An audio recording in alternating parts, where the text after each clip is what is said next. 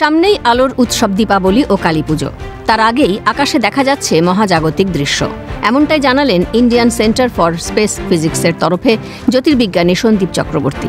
তিনি জানালেন, শনিবার সন্ধ্যার পর থেকেই এই দৃশ্য দেখা যাচ্ছে। এই প্রথম দুটো উজ্জ্বল ধূমকেতু একই দিনে পৃথিবীর খুব কাছে আসছে। শনিবার থেকে আগামী 21 অক্টোবর পর্যন্ত দেখা যাবে এই মহাজাগতিক দৃশ্য। এই প্রথম দুটো খুব ব্রাইট কমেট একই দিনে, অর্থাৎ 21শে অক্টোবর পৃথিবীর সবচেয়ে কাছে আসছে। মানে একজন আসছে 1350 বছর পরে, একজন 650 বছর পরে, কিন্তু দুজনেই কিন্তু একই দিনে পৃথিবীর সবচেয়ে কাছে আসছে। এটা আমার কাছে সবচেয়ে রেয়ার বলে মনে হচ্ছে, রেয়ার। এরা হচ্ছে, একজন হচ্ছে গিয়ে কমেট সোয়ান, আর একজন হচ্ছে কমেট লিমন। এবার কমেট সোয়ান যেটা, সেটা 6,500 বছর, 650 বছর, এবং সেইটা কিন্তু খুব ব্রাইট হবে।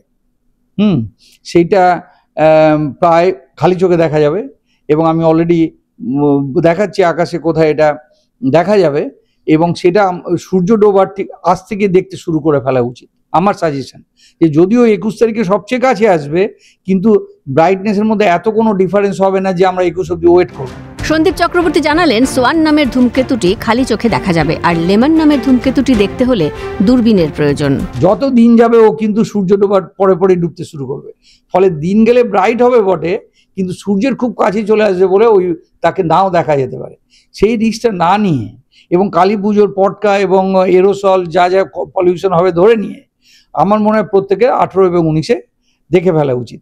এবং আজকে হচ্ছে বেস্ট টাইম, কেন আজকে আকাশ সত্যি পরিষ্কার। আজকে একটা খালি চোখে সুন্দর দেখা যাবে সোয়ান, আরেকটা হচ্ছে লেমন। সেই লেমনটাও 9.6 ম্যাগনিটিউড, হয়তো একটা ছোটোখাটো যদি টেলিস্কোপ থাকে, বাইনোকুলার থাকে, তাহলে দেখতে সুবিধা হবে। দুটোই একই দিনে একই সঙ্গে দেখা যাবে, সূর্য ডোবার ঠিক পরে পরে দেখে ফেলতে হবে। তিনি আরো জানান, এই দুটি ধূমকেতুই আসলে উড কমেট ক্লাউডের বাসিন্দা। দুটোরই খুব সুন্দর বড় লেজ হয়েছে। যেটা আমাদের কমেট, যেখান থেকে কমেট কথাটা এসেছে, বুঝতে হবে ওরা যখন রওনা দিয়েছিল উড ক্লাউড থেকে, উড ক্লাউডটা প্রায় এখান থেকে মানে আমাদের থেকে সূর্য যতটা দূরে, উড ক্লাউড কিন্তু প্রায় 5000 গুণ দূরে। কমেট হ্যালি 76 বছর, তারা আসে এই ট্রান্স নেপচুনিয়ান অরবিট থেকে, অর্থাৎ নেপচুন প্লুটোর ঠিক বাইরে আরেকটা বেল্ট আছে, এটাকে বলে কুইপার বেল্ট। ন্যাচারালি যদি দেখতে হয়, আজকেই একটা বাইনোকুলার নিয়ে বেরিয়ে পড়ে একটু ফাঁকা জায়গায় যেতে হবে, যেখানে হরাইজনটা যেন পশ্চিম এবং উত্তর পশ্চিমের হরাইজনটা যেন কোনো অবস্টাকল না থাকে। 650 বছর পরে আসছে, সেটা খুব ব্রাইট, সেটাকে দেখা যাবে অনেক উঁচুতে, মানে সেটা নিজের বাড়ির ছাদ থেকেও দেখা যাবে, একটু অন্ধকার জায়গায়, গ্রামের দিকে খালি চোখে দেখা যাবে।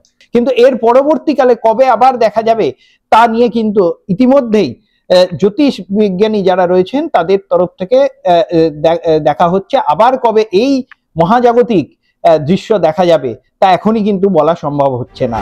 অর্থাৎ এই বিরল দৃশ্য দেখার জন্য জ্যোতির্বিজ্ঞানী থেকে সাধারণ মানুষ সকলেই যে মুখিয়ে থাকবেন তা বলাই বাহুল্য।